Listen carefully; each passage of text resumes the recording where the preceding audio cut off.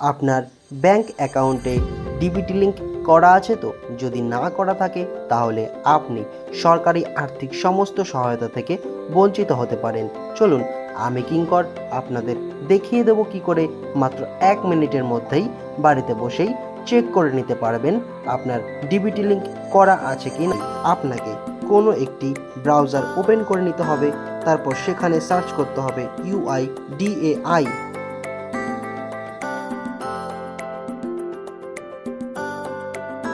এবার আপনাকে আধার update service এই অপশনটি ক্লিক করে নিতে হবে।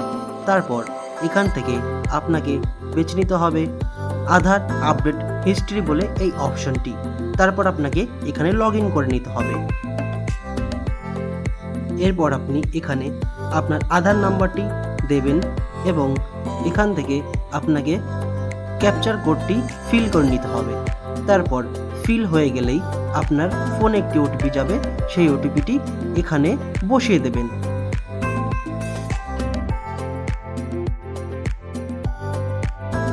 তারপর আপনাকে লগ ইন করে নিতে হবে।